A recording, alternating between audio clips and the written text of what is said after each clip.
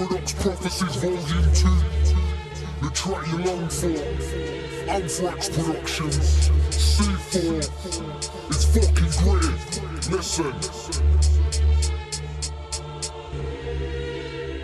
It was a cold winter's day, the heavens were pouring. They say the skies cried to represent an angel has fallen. Little children in their innocence, tucked away and snoring, the wind whistled in the distance. Lucifer was calling, thunder clapped the land as the demon shook the earth. I traitor to divinity and the one who gave him birth. A danger to the Trinity, God plagued him with a curse. Left with little powers alone, trapped in the mortal world, dreaming of hell's fire. As the demon felt the earth chill, trying to make it back home, but his duties weren't filled. For every hour spent in paradise, a human he would kill. Eager for his first victim, aroused by its thrill. A detached house by a church drew the demon closer. Nice neighborhood, a type where things never get stolen. Invited himself in through a window still half open, smells of life lay above, just as he was hoping. As he crept through the kitchen, he saw a note on the fridge. It said, I've gone church to pray, I'll be back soon, kids. Venom in his throat, the thought of church made him pissed. He hoped no adults were home so he could kill with no risk. Unaware what was next as he stalked up the stairway. Army photos of a man around the house made him wear it. His powers taught by God, this made him tread carefully. Still weak from his fall, so things could go pear-shaped. He reached the top and drew closer to the door on the left. Slowly opened it to find a boy sleeping on a bed. What this boy was about to go through was far worse than death. The demon had a plan as he leant closer to his head. Shaking like a rattle, the boy started taking deep breaths. As the demon began to whisper words in his head, the boy awoke looking calm, unaware he was possessed. Culminated assist the demon as he stood by his bed, putting on his clothes. He then reached in a bag, pulling out a sharp object that looked made to stab. It was a Swiss Army knife his dad used in Iraq. The boy tucked it in his pants, leaving a bulge in his back. He left his room and proceeded to his sister's door. Inside lay a girl asleep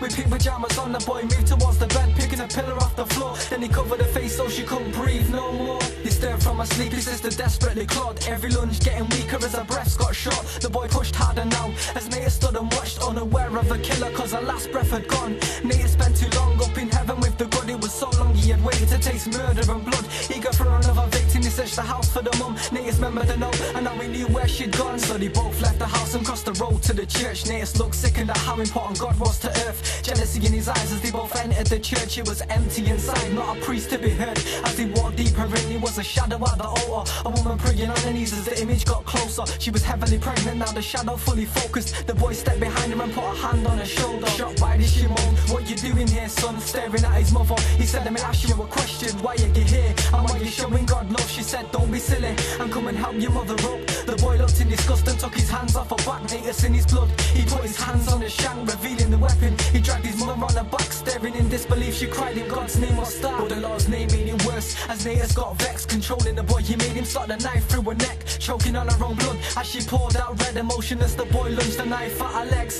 held captured in words. I ain't trying to dramatize, as the shank hit the skin you could almost hear the baby cry. Repeatedly the boy stabbed his mother in between her thighs, killing his future sibling before he even had a life. Left eyes wide dead in an ocean full of blood. Natas got his revenge by killing in the eyes of God. His own bloodline on his hands, unaware what he'd done. The boy exited the church with Natas leaving his mum, but when he reached the house, Natas looked surprised. Back from the doctors, his dad's car was parked in a drive. The boy's dad was ex-army, so we knew how to fight. So Natas planned the next kill as he stepped inside. The boy's dad was upstairs smoking a cig out a window. Doctor's news had him stressed, his brain felt to implode, waiting for his wife.